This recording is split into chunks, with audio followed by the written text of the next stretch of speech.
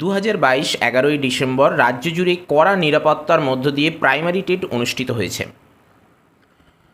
পরীক্ষার দিন থেকেই অর্থাৎ 11ই ডিসেম্বর পরীক্ষা শেষ হওয়ার পর মুহূর্ত থেকেই প্রত্যেকটা ক্যান্ডিডেটই কিন্তু অভিযোগ করেছেন যে প্রশ্নে কিছু কিছু ভুল আছে। তবে সেটা কতগুলো ভুল আছে সেটার কিন্তু একেবারেই কিন্তু অ্যাকুরেট করে বলা যায়নি।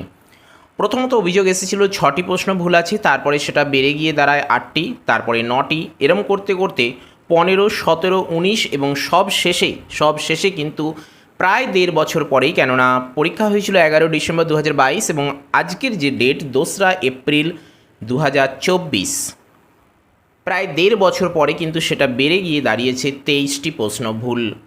এবং সেটা কিন্তু জনমত নয়, কলকাতা হাইকোর্টেই কিন্তু সেটা প্রমাণিত হয়েছে। হ্যাঁ, প্রমাণিত এখনও হয়নি, প্রমাণিত কতটা হবে, বিচারপতি এ ব্যাপারে কী কথা বলছেন, সেই সঙ্গে কী নির্দেশ দিচ্ছেন এবং কোর্টের রায় কোন দিকে এগোচ্ছে, সমস্ত বিষয়টাই কিন্তু আজকের এপিসোডে আমরা অনেকটা আলোকপাত করার চেষ্টা করব। আপনারা ভিডিওটি কমপ্লিটলি দেখুন, তাহলে অনেকটাই কিন্তু এর দ্বারা অবগত হতে পারবেন। আকর্ষণীয় বিষয় এটাই যে খোদ বিচারপতিও পর্যন্ত কিন্তু অবাক হয়ে গিয়েছেন, আশ্চর্য হয়ে গিয়েছেন এবং সেই সঙ্গে ক্ষোভ প্রকাশ করেছেন। যেখানে 150টা প্রশ্নের পরীক্ষা হচ্ছে প্রাইমারি টেটের, সেখানে 23টা প্রশ্ন যদি ভুল থাকে তাহলে বিষয়টা কোন দিকে এগোচ্ছে, তার দায়ভার কে নেবে, প্রশ্নকর্তারাই বা কীরকম, ইত্যাদি ইত্যাদি বিভিন্ন প্রশ্নের কিন্তু সম্মুখীন হতে হচ্ছে প্রাথমিক শিক্ষা পর্ষদকে। সব মিলিয়ে প্রাথমিক শিক্ষা পর্ষদের কিন্তু গাফিলতি, সেই সঙ্গে অযোগ্যতা কিন্তু এখানে প্রমাণিত হতে চলেছে। আজকের এপিসোডে আমরা সেটাই কিন্তু একটু আলোচনা করার চেষ্টা করব। বিচারপতি কি রায় দিলেন, কি ক্ষোভ প্রকাশ করলেন, এ ব্যাপারে তিনি কি ক্ষোভ প্রকাশ করতে গিয়ে বলে উঠলেন এবং রায়দান কোন দিকে এগোচ্ছে এবং প্রাইমারি টেট 2022 এর আগামী ভবিষ্যৎ কী, সেটাও কিন্তু অনেকটাই আজকে আমরা পরিষ্কার হয়ে উঠতে পারবো। আপনারা ভিডিওটি কমপ্লিটলি দেখুন, তাহলে কিন্তু বুঝতে পারবেন। আমরা সে কারণেই দেখুন এখানে প্রথমে লোগো উল্লেখ করেছি, প্রাইমারি টেট 2022 বলেছি এবং 23টি প্রশ্ন ভুল মামলার আপডেট রয়েছে, সেটাই আমরা আজকে আলোচনা করতে চলেছি। আজকের এপিসোডে মেনলি যে বিষয়গুলোর উপর আমরা একটু আলোকপাত করার চেষ্টা করব সেগুলো দেখুন আমরা এখানে একে একে উল্লেখ করেছি, যার মধ্যে প্রথমেই রয়েছে প্রত্যেকেরই কি 23 নাম্বার বাড়তে চলেছে।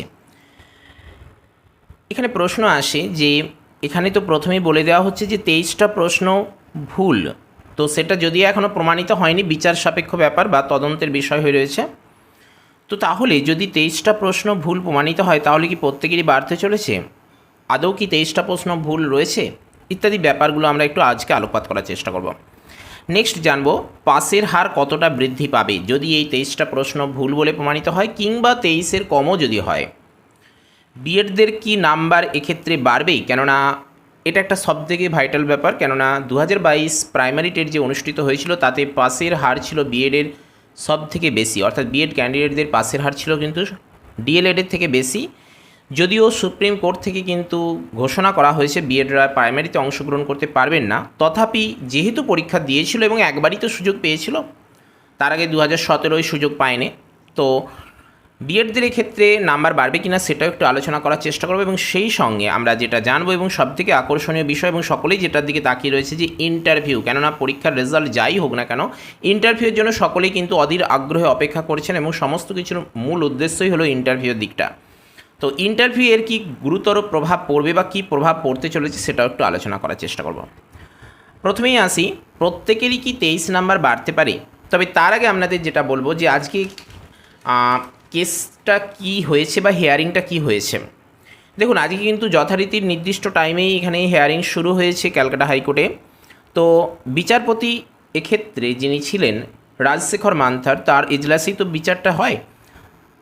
তো উনি প্রথমেই কিন্তু এই কেসটা গ্রহণ করেন এবং স্বাভাবিকভাবেই কিন্তু এখানে কেস তো একটা নয় একাধিক ছিল, বলা হচ্ছে যে 40টার ওপর নাকি বা 40টা কিন্তু মামলার এখানে রায় তিনি দেওয়ার চেষ্টা করেন এবং 40টা মামলার কিন্তু আজকে হিয়ারিং হয় একসঙ্গে। বিচারপতি এই 40টা মামলাই একসঙ্গে দেখেন এবং সেই সঙ্গে তিনি নির্দেশ দেন যে যদি 150টা প্রশ্নের মধ্যে 23টা প্রশ্ন ভুল, পিটিশনাররা এটাই দাবি করছেন যে 23টা প্রশ্ন ভুল আছে, তো সেক্ষেত্রে এই কথা শোনার সাথে সাথে কিন্তু বিচারপতি আশ্চর্য হয়ে যান এবং তিনি বলেন যে এটা কী করে সম্ভব। সেই সঙ্গে তিনি প্রশ্ন করেন যে এখানে প্রশ্নের প্যাটার্ন কিন্তু অনেকটাই টাফ ছিল। এক্ষেত্রে বিচারপতিও বলেন যে প্রাইমারি ক্যান্ডিডেট কারা আবেদন করছেন প্রাইমারি পরীক্ষার জন্য সেটা আপনাদের কিন্তু লক্ষ্য করা উচিত। প্রাথমিক পর্ষদকে কিন্তু এক প্রকার তিনি ভৎসনা করেন এবং জানান যে স্কিল অনুযায়ী কিন্তু প্রশ্ন করা উচিত। হ্যাঁ, তার মানে কম্পিটিশান করা মানে এই নয় যে হাই লেভেলের কোশ্চেন করে দিলাম, কেননা তিনি এই কথাটাও বলেন যে পিএইচডি করা ক্যান্ডিডেটরা কিন্তু এখানে প্রাইমারিতে অংশগ্রহণ করছে না, করছে এইচএস লেভেল থেকে শুরু করে গ্র্যাজুয়েট ক্যান্ডিডেটরা। তো তাহলে স্বাভাবিকভাবেই যে এখানে এইচএস লেভেলের বা গ্র্যাজুয়েট ক্যান্ডিডেটরা যে এখানে আবেদন করছেন, তাহলে সেক্ষেত্রে প্রশ্নের প্যাটার্ন কিন্তু সেই জায়গায় থাকা দরকার। তিনি এটাও বলেন যে প্রশ্ন তৈরি করাটা কিন্তু যে কোনো কাজ নয়, প্রশ্ন সেট আপ করাও কিন্তু একটা ভালো আর্ট বা ভালো শিল্প। তাহলে সেক্ষেত্রে প্রশ্ন যাইতেই একটা করে দিলাম বা টাফ করে দিলাম, করে দিয়ে একটা মহত্ব জাহির করলাম, সেটা কিন্তু হয় না।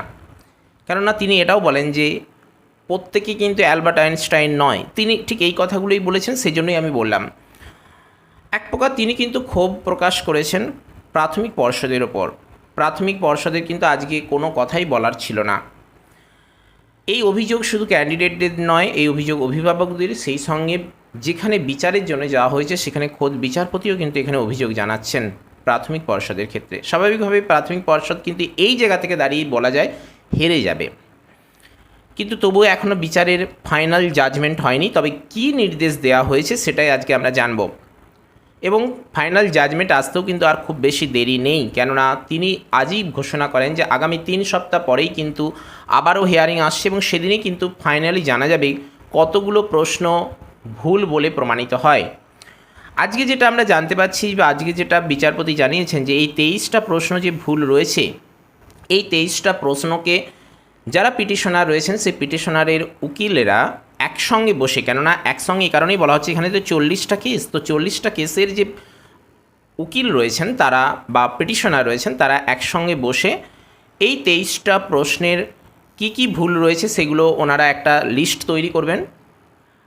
সেখানে যেমন কোয়েশ্চেন বুকলেট নাম্বার দেবেন, কোয়েশ্চেন বুকলেট সিরিজ নাম্বার দেবেন, একই সঙ্গে প্রশ্নের দাগ নাম্বার দিয়ে সেই প্রশ্নটা কেন ভুল, 4টে যে অপশান দেওয়া হয়েছিল উত্তরের জন্য সেই 4টে অপশানের মধ্যে কোনটা সঠিক উত্তর হবে, কেন হবে, আর বাকিগুলোই বা কেন হবে না, সেগুলো কিন্তু ডিটেলসে উল্লেখ করতে বলেছেন একটা চার্ট তৈরি করে, এবং তার জন্য সময় বেঁধে দিয়েছেন 1 সপ্তাহ। সেই 1 সপ্তাহের মধ্যে পিটিশনাররা একসঙ্গে বসে এই 23টা প্রশ্নের লিস্ট তৈরি করবেন যেমনটা তিনি নির্দেশ দিয়েছেন। এরপর এটা জমা করবেন ওনারা প্রাথমিক শিক্ষা পর্ষদে। প্রাথমিক শিক্ষা পর্ষদ এবার সেটাকে তাদের এক্সপার্ট মহলের কাছে ভেরিফাই করে দেখে নেবেন যে এটা কতটা সত্য, এবং সেটার জন্য টাইম বেঁধে দিয়েছেন 1 সপ্তাহ, 14 দিন। তো 14 দিন পরে আর এখানে 1 সপ্তাহ, মোট 3 সপ্তাহ পরে কিন্তু আবারও হিয়ারিং হবে, বিচারপতি জানিয়েছেন। সেই হিয়ারিংয়ে কিন্তু ফাইনালি পর্ষদ থেকে কিন্তু জানানো হবে মোট কতগুলো প্রশ্ন ভুল বলে প্রমাণিত হচ্ছে, তার উপর ভিত্তি করেই কিন্তু পরবর্তী ফাইনাল জাজমেন্ট আসবে। আপাতত কিন্তু আজকে যে ফাইনাল আমরা তথ্য পেলাম সেটা হলো 23টা প্রশ্ন ভুল বলে প্রমাণিত হয়েছে এটা বলা যাবে না, ভুল বলে অভিযোগ এসেছে। সেই 23টা প্রশ্ন কোর্ট গ্রহণও করেছে এবং সেটাকে এইভাবেই ভেরিফাই করতে দিয়েছে, সেটা পিটিশনারদের কাছে আবার একইভাবে পর্ষদের কাছেও। এই হলো মেন ব্যাপার। সেই সঙ্গে বিচারপতি এটাও জানিয়েছেন যদি এই 23টা প্রশ্নই শুধু নয়, এর পরেও যদি মনে হয় যে আরও প্রশ্ন কিছু ভুল রয়েছে সেটাও ক্যান্ডিডেটরা বা পিটিশনাররা জানাতে পারেন, তবে সেটা কিন্তু এই যে 3 সপ্তাহ পরে হিয়ারিং হচ্ছে সেই সময়ের মধ্যেই, নতুবা তারপরে কিন্তু আর কোনো রকম প্রশ্ন ভুলের অভিযোগ গ্রহণ করা হবে না। এমনকি ক্যান্ডিডেটরা বা পিটিশনাররা কিন্তু হাইকোর্টেতে প্রশ্ন ভুলের ব্যাপারে আর কোনো মামলা করতে পারবে না, সেটাও কিন্তু আজই তিনি ঘোষণা করে দেন। অর্থাৎ এখানেই কিন্তু মামলাটা স্টপ হতে চলেছে আর কয়েকদিনের মধ্যেই, সেটাই কিন্তু আজকের হিয়ারিংয়ের মধ্য দিয়ে আমাদের কাছে পরিষ্কার হয়ে আসছে। এখন প্রশ্ন হলো যে এখানে যদি 23টা প্রশ্ন ভুল বলে প্রমাণিত হয় তাহলে কিন্তু পাসের হার ধরে নেওয়া যায় 80%-এর ওপর চলে যাবে। 90 যাওয়াটাও কিন্তু অসম্ভব নয়। বলা যেতে পারে যতজন ক্যান্ডিডেট ফর্ম ফিল আপ করেছেন, পরীক্ষা দিয়েছেন, তাদের মধ্যে কিন্তু 90% বা 85% ক্যান্ডিডেট কিন্তু পাস করে যাবেন। কিন্তু একটাই বিষয় যে 23টা প্রশ্ন ভুল বলে এখানে কিন্তু অভিযোগ এসেছে, এটা কিন্তু প্রমাণিত এখনও হয়নি।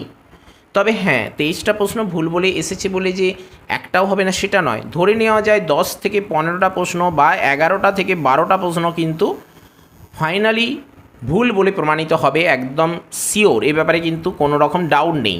তাহলে এই 11টা থেকে 12টা প্রশ্ন যদি বা 11টা থেকে 15টা বা 10টা থেকে 15টা যাই হোক না কেন যদি হয়, তাহলে কিন্তু পাসের হারটা কিন্তু অনেক বেড়ে যাবে এবং সেটা বেড়ে কিন্তু হাজারের ওপর চলে যাবে, সেটা 10 থেকে 15,000-এর মতো বেড়ে যেতে পারে। কেমন, এটা কিন্তু আমরা একটা ধারণা থেকে বলছি, আপনাদের এ ব্যাপারে দ্বিমত থাকতেই পারে, অন্যান্য মতামত থাকতেই পারে, আপনারা সেটা জানাতে পারেন, কোনো অসুবিধে নেই। তবে এখানে পাসের হার কিন্তু আরও বাড়বে, এমনিতেই কিন্তু পাসের হার রয়েছে 2022-এর লক্ষাধিক, কেননা 2023-এর পাসের হার এখনও দেখানো হয়নি, রেজাল্ট পাবলিশড হয়নি। তো 2022-এ যে পাসের হারটা ছিল লক্ষাধিক বা পাস করেছিল লক্ষাধিক ক্যান্ডিডেট, এবং সেটা যদি নাম্বারটা বাড়ে এবং বাড়বেও, যেটা মাস্ট, কেননা সকলেই কিন্তু এটা প্রমাণিত হয়ে যাচ্ছে, তো পাসের হার কিন্তু আরও বৃদ্ধি পাবে এবং পাসের হার সেই সকল ক্যান্ডিডেটের বৃদ্ধি পাবে যারা মানে প্রান্ত সীমায় এসে বা সীমানায় এসে গিয়ে কেটে গিয়েছেন, অর্থাৎ 88-তে যেখানে পাস রয়েছে রিজার্ভ ক্যান্ডিডেটের ক্ষেত্রে, সেখানে কেউ 87, কেউ 85-তে এসে রয়ে গেছেন, তারা পাস করবেন। আবার জেনারেলদের ক্ষেত্রে যে 90-এ পাস রয়েছে, সেখানে কিন্তু অনেক ক্যান্ডিডেটই 85, 87, 88 রয়ে গিয়েছেন, কেটে গিয়েছেন, তারাও কিন্তু এখানে পাস করে যাবেন। প্রত্যেকের ক্ষেত্রে কিন্তু এটা অনেকটা খুশির খবর। আমরা সকলেই কিন্তু আর 3টে সপ্তাহ অপেক্ষা করব এবং কোর্টের রায়ের দিকে লক্ষ্য রেখেই কিন্তু আমরা থাকবো, অপেক্ষা করব। আপনারা ভিডিওটি লাইক, শেয়ার, সাবস্ক্রাইব করার পাশাপাশি আমাদের সঙ্গে থাকুন, সেই আপডেট আসার সাথে সাথে কিন্তু আপনাদের সেটা আমরা জানিয়ে দেব। আপনাদের সামনে যেটা এই মুহূর্তে আমরা বলতে চাইবো সেটা হলো বিএড ক্যান্ডিডেটদের ক্ষেত্রে, কেননা বিএডের ক্যান্ডিডেটরা এখানে বাদ পড়ে গেছেন, সেটা খুবই দুঃখের বিষয়। কিন্তু অনেক ক্যান্ডিডেটই রয়েছেন আমাদের চ্যানেলে যারা বিএড করা ক্যান্ডিডেট রয়েছেন, পাস করে আছেন, এ ব্যাপারে কিন্তু তারা অনেক দুঃখ প্রকাশও করেছেন। যাই হোক, সরি ফর দ্যাট। তো তবুও বলবো, যেহেতু এখানে বিএড ক্যান্ডিডেটদেরও নাম্বার অবশ্যই বাড়বে, কেননা বিএড ক্যান্ডিডেট কিন্তু 2022-এ পাসের হার ছিল সবথেকে বেশি, তারাই বেশি পাস করেছিল। তো এখানে যদি নাম্বার বাড়ে তাহলে কিন্তু কেবলমাত্র ডিএলএড ক্যান্ডিডেটদের নাম্বার বাড়ানো হবে, অন্যান্যদের হবে না, কেননা সুপ্রিম কোর্ট থেকে সেরকমই রায় আছে যে বিএডদেরকে প্যানেলে নেওয়া যাবে না, নিয়োগ প্রক্রিয়া অংশগ্রহণ করানো যাবে না, এইসব ব্যাপারগুলো রয়েছে। তো সেক্ষেত্রে বিএডদেরও নাম্বার বাড়ানো হবে কি না, তাদের কি ব্যাপারটা চিন্তাভাবনা করবে পর্ষদ, সেটা তো এই মুহূর্তে বলা সম্ভব নয়। কেননা আমরা বলতে পারি বা আমরা সকলেই ভাবছি বা এটাই হওয়া উচিত যে এখানে পরীক্ষা যেহেতু হয়েছে, তার রেজাল্ট কিন্তু সকলেরই দেওয়া উচিত, সেটা ডিএলএডই হোক কিংবা বিএড, এবং সেটাই কিন্তু হওয়ার সম্ভাবনাই 100%।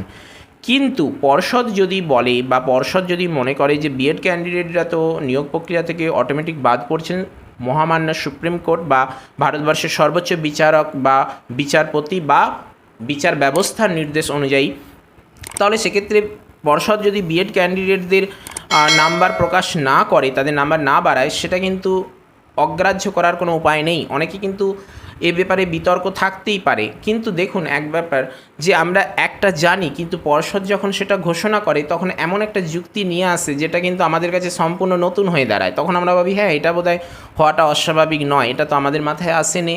কেননা পর্ষদের কাছে অনেক তথ্য রয়েছে, তারা অনেক বেশি অভিজ্ঞ, তারা কোন জায়গা থেকে কোনটা কি করবে সেটা বলা যায় না। হ্যাঁ, বিএডের ক্ষেত্রেও প্রত্যেকটা ক্যান্ডিডেটেরই নাম্বার বাড়বে এবং সেই রেজাল্টও প্রকাশিত হবে, নাম্বার বেড়ে কত হচ্ছে সেটা জানানো হবে। তবে যদি পর্ষদ মনে করে বা যদি না দেয়, সেটাও কিন্তু অস্বাভাবিক নয়। তবে যাই হোক না কেন, সেটাই আমাদের মেনে নিতে হবে। মেন কথা, পরীক্ষা যেহেতু দেওয়া হয়েছে, প্রত্যেকটা ক্যান্ডিডেটেরই কিন্তু নাম্বার পাবে, সেটা বিএড হোক, বেসিক হোক কিংবা ডিএলএড হোক কিংবা ফেল করা ক্যান্ডিডেটের হোক, যারা যারা পরীক্ষা দিয়েছেন প্রত্যেকেরই কিন্তু এখানে নাম্বার যদি বাড়ে তাহলে কিন্তু বাড়ানো হবে, প্রত্যেকেরই কিন্তু নাম্বার এখানে শো করবে। বেশ, সবথেকে গুরুত্বপূর্ণ যে বিষয়টা হলো ইন্টারভিউ, কেননা প্রত্যেকেই তো ইন্টারভিউর দিকে তাকিয়ে রয়েছি, কেননা পরীক্ষা হয়েছে, রেজাল্ট বেরিয়েছে, তার নাম্বার বাড়বে, এই যা ব্যাপার। কিন্তু সবাই যেটার জন্য অপেক্ষা করছে সেটা হলো এই ইন্টারভিউ। তাহলে এই ইন্টারভিউয়ের ব্যাপারে কি বলা যেতে পারে বা কী চিন্তাভাবনা আসতে পারে বা কোন দিকে ইন্টারভিউয়ের মানে পরিস্থিতিটা এগোচ্ছে। আমরা এতদিন চিন্তিত ছিলাম যে 2022-এর এখনও পর্যন্ত ইন্টারভিউ ডাকা হচ্ছে না, তার মূল কারণ হয়তো এটাই হয়তো মেন কারণ। আমরা বিভিন্নজন বিভিন্ন রকম কমেন্ট করছিলাম, বিভিন্নজন বিভিন্ন রকম যুক্তি দেখাচ্ছিলাম, সেই যুক্তিকে ফেলে দেওয়া যায় না, ঠিক আছে, সকলকে সম্মান জানাবো। কিন্তু পর্ষদ হয়তো এ কারণেই ইন্টারভিউ আনতে চাইছে না, কেননা এই প্রশ্নভুল মামলার ব্যাপারটা মাথায় রেখে আমরা এটাও ভাবছিলাম যে 2023-এর রেজাল্ট পাবলিশড হচ্ছে না, পাবলিশড হলে হয়তো দুটোকে নিয়ে একসঙ্গে করবে, সেটাও ফেলে দেওয়ার মতন ব্যাপার নয়, কিন্তু এটাই সবথেকে মেন ব্যাপার যে প্রশ্নভুল মামলা। এবারে যে কথাটা বলবো যে প্রশ্নভুল মামলা যেহেতু রায়দান এসে যাচ্ছে একদম দোরগোড়ায়, ওদিকে কিন্তু প্রাইমারি টেট 2023-এর রেজাল্টও এসে যাচ্ছে একদম দোরগোড়ায়, তাহলে এই জায়গা থেকে দাঁড়িয়ে এই ইন্টারভিউ ব্যাপারটা কিন্তু খুবই জটিল একটা ব্যাপার হয়ে দাঁড়াচ্ছে। আমি এটাই বলতে চাইছি যে ইন্টারভিউ যদি কেবলমাত্র 2022-এর ক্যান্ডিডেটদের নিয়ে করা হয় তাহলেও কিন্তু কম্পিটিশান আরও বেড়ে যাচ্ছে, কেননা হাজার হাজার ক্যান্ডিডেট নতুন করে পাশ করবেন এবং তারা এখানে কম্পিটিশান আসবেন। একটা কথা আপনাদের বলবো, মরা গাছকে যদি সে আবার জীবিত হয়ে ওঠে না, তাহলে তার ক্ষমতাটা কিন্তু বেড়ে যায় বা তার তেজ কিন্তু বেড়ে যায়, এটা খেয়াল করবেন। ক্যান্ডিডেট যারা পাশ করতে পারেননি, গায়ে এসে রয়ে গিয়েছিলেন, সীমান্তে এসে রয়ে গিয়েছিলেন, তারা যখন এই নাম্বার বাড়ার পরে পাশ করবেন তাদের ক্ষমতা কিন্তু বেড়ে যাবে, তাদের তেজ কিন্তু বেড়ে যাবে, তাদের প্রিপারেশন কিন্তু বেড়ে যাবে, তাদের উৎসাহ কিন্তু বেড়ে যাবে। আমি কাউকে ছোট করব না, আমি জাস্ট কম্পিটিশানের দিকটা লক্ষ্য রেখে বলছি। আমি বলতে চাইছি যে আপনার প্রিপারেশন কিন্তু আরও জোরালো হওয়া উচিত, আপনার কম্পিটিটরকে কিন্তু কখনোই দুর্বল ভাবা চলবে না। আমি শান্তিপূর্ণ প্রতিযোগিতার কথাই বলছি, কাউকে ছোট করছি না, আবারও বলছি। তো আমি এটা বলতে চাইছি যে যারা পাশ করতে পারলেন না তারা যখন পাশ করবেন তাদের মধ্যে উৎসাহ কিন্তু বেড়ে যাবে, এবং তারা পাস করতে পারেনি মানে এই নয় যে তাদের প্রিপারেশান খারাপ ছিল, তাদের যে প্রিপারেশান ভালো ছিল সেই জায়গা থেকে তারা কিন্তু নতুন করে আবার এখানে প্রিপারেশান নেবেন, এবং সেই জায়গা থেকে নতুন উদ্যোগে এবং সেই প্রিপারেশানের সঙ্গে নতুন করে আরও পরিশ্রম যোগ করে কিন্তু ভালো করে ইন্টারভিউ দেবেন। তাহলে সেক্ষেত্রে সবথেকে বড় কথা যেটা দাঁড়ায় সেটা হলো কম্পিটিশান কিন্তু ভয়াবহ আকার নেবে। যদি 2022-এর ক্যান্ডিডেটদেরকে নিয়েই ইন্টারভিউ হয় তাহলে কিন্তু কম্পিটিশন তাতেও বেড়ে যাচ্ছে, কেননা পাশের ক্যান্ডিডেটরা পাশ হারটা বেড়ে যাচ্ছে। আর যদি 2023-কে যদি এর সঙ্গে যোগ করে দেওয়া হয়, 2023-এর পাস ক্যান্ডিডেটকে যদি যোগ করে দেওয়া হয় তাহলে তো আর কোনো কথাই নেই। কম্পিটিশান কোন জায়গায় গিয়ে দাঁড়াবে সেটা আপনারাও বুঝতে পারছেন, আমিও বুঝতে পারছি, কেননা আপনারাও অনেকটা অভিজ্ঞ, আপনারাও এর সঙ্গে যুক্ত আছেন, আপনারা দীর্ঘদিন ধরে চর্চা করছেন, আপনারাও অভিজ্ঞ, আপনারা জানেন ব্যাপারটা কি হতে চলেছে। তবে যেটাই হোক সেটা আমাদেরকে মেনে নিয়ে এগোতে হবে। দেখুন, নাম্বার বাড়লে যে যারা ফেল করে গেছে তারা পাস করবে এটাই তো নয়, নাম্বার বাড়লে কিন্তু আপনার যে স্কোর রয়েছে সেই স্কোরের সঙ্গেও আপনার কিন্তু নাম্বার যোগ হবে। দেখুন, 23টা প্রশ্নে যদি 23টাই প্রত্যেকের যোগ হয় তাহলে নিশ্চয়ই আপনি যদি 120 পান তাহলে কি আপনাকে 143 হয়ে যাবে? সেটা নিশ্চয়ই নয়। এই 23টা প্রশ্ন যে ভুল বলে প্রমাণিত হচ্ছে সেই 23টার মধ্যেও নিশ্চয়ই আপনি নাম্বার পেয়েছেন। আমি কি বলতে চাইছি আশা করি আপনারা বুঝতে পারছেন। এই 23টার মধ্যেও হয়তো আপনি ঠিক নাম্বার ঠিক অ্যান্সার দিয়েছেন, স্বাভাবিকভাবে নাম্বার পেয়েছেন। হয়তো দেখা যাবে 23-এ যদি প্রত্যেকের জন্য 23 নাম্বার করে বাড়ানো হয় তাতে করে হয়তো দেখা যাবে আপনার জোর 4 বাড়তে পারে, 5 বাড়তে পারে, 7 বাড়তে পারে। তার মানে এই নয় যে 23-এ 23 সকলের বাড়তে শুরু করবে। আপনার 120 স্কোর আছে, 143-এ চলে গেলেন, 125 আছে, 148-এ চলে গেলেন, সেটা কিন্তু নয়। কেমন? এটা আমাদেরকে কিন্তু খেয়াল রাখতে হবে, ব্যাস, তাহলেই চলবে। মোটামুটি এই কটা বিষয়ে আজকে আমরা আলোচনা করার চেষ্টা করলাম। প্রাইমারি টেট 2022 11 ডিসেম্বর পরীক্ষা হওয়ার পর যে প্রশ্নভুল ব্যাপারটা এসেছিল, অভিযোগ এসেছিল, সেটা অনেকেই প্রায় ভুলেই যেতে বসেছিলাম এবং অনেকে হাল ছেড়ে দিয়েছিলাম যে প্রশ্নভুল ব্যাপারটা কি হয়েছে জানি না, বা মামলা এগোচ্ছে ধীর গতিতে, কিন্তু শেষ পর্যন্ত মামলা কিন্তু ফাইনাল জাজমেন্টের দিকে এসে গেছে এবং সেরকমই কিন্তু একটি আপডেট আজকে প্রকাশিত হয়েছে, সেটাই আজ আমরা আপনাদের নিকট উপস্থাপন করলাম। যদিও এটা আপনাদের সামনে কালকে উপস্থাপিত হবে। তো আপনারা ভিডিওটি যদি ভালো লাগে তাহলে অবশ্যই একটি লাইক করুন, যদি ইনফরমেটিভ মনে হয় তাহলে প্রয়োজনদের সাথে শেয়ার করুন। চ্যানেলে নতুন এসে থাকলে অবশ্যই সাবস্ক্রাইব করে অল নোটিফিকেশানটি অন করুন, কেননা আপনাদের উৎসাহই আমাদের এগিয়ে চলার একমাত্র পাথেয়। তো চলুন, আজ আপাতত এই পর্যন্তই। আপনাদের সাকসেস, আপনাদের সাফল্য কামনা করে আজকের এপিসোড আমরা এখানেই শেষ করছি। No more today. দেখা হচ্ছে পরের এপিসোডে। জয় হিন্দ, বন্দে মাতরম।